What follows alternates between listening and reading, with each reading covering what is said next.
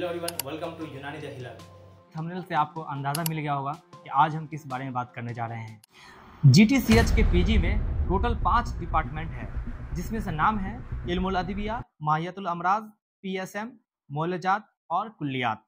इन सारे 5 डिपार्टमेंट में पीजी का सीट्स अवेलेबल है। अभी तक इतना ही है, लेकिन कोशिश की जा रही है कि सीट्स को बढ़ाने का, पीजी का डिपार्टमेंट बढ़ने का पूरा चांसेस है आने वाले समय में।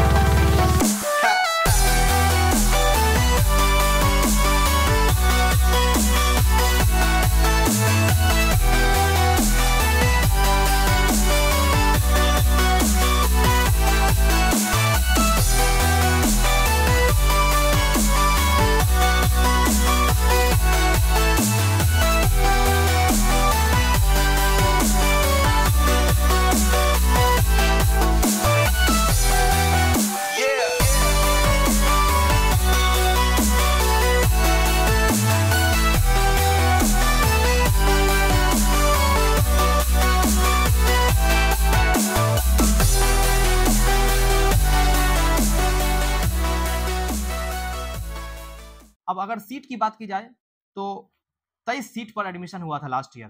पीजी में भी सीट घट गया। लास्ट ईयर 23 सीट पर एडमिशन हुआ, जिसमें से 2 पार्ट में बटा, इंटरनल और एक्सटर्नल कोटा में बटा। पीजी के कट ऑफ की बात की जाए तो लास्ट ईयर जो है पीजी का कट ऑफ जो है ऑन एन एवरेज 200 प्लस गया था। इंटरनल एक्सटर्नल मिलाकर के एवरेज में 200 प्लस मार्क्स वाले को GTCH पटना में पीजी में एडमिशन हुआ।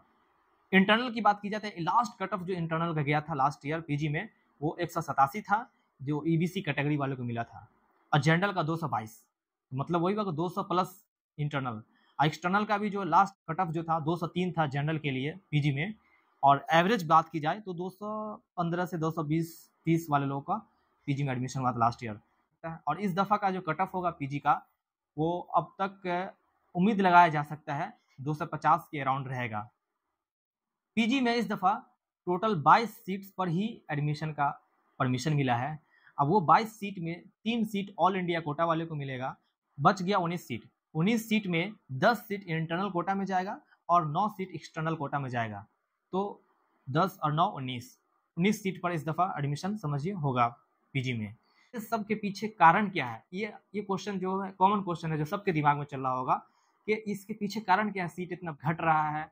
तो उसका सबसे बड़ा कारण है कि टीचिंग स्टाफ का कमी है। अब जो NCSM वाला रूल आ गया, NCSM जब से लागू हुआ तब से ये सिस्टम को पूरी तरह से सख्त नियम कानून अब लग चुका है, जिसकी वजह से एडमिशन में सीट्स को घटाया जा रहा है, ताकि वो जो बेसिक मिनिमम नीड्स है कॉलेज का उसको पूरा किए जाए।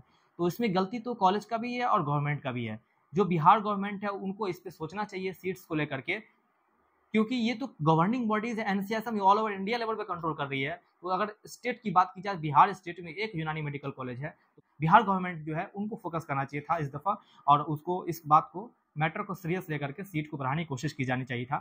तो सबसे बड़ा रीज़न जो था है इस दफ़ा अभी तक टीचिंग स्टाफ का कमी है, और quality testing lab is not available, जिसकी वजह से भी सीट को घटाया गया है। Biostatistician is not available. Hospital staff की कमी है, हॉस्पिटल जो है फंक्शनल नहीं है, जैसा होना चाहिए वैसा नहीं है। ये सारे रीजंस की वजह से सीट जो है घटा है। तो अब तक आप कट ऑफ के बारे में जान चुके हैं, कितना सीट पे एडमिशन हुआ था और कितना सीट पे इस दफ़ा एडमिशन होगा, और कितना मार्क्स चाहिए था और इस दफ़ा कितना मार्क्स चाहिए।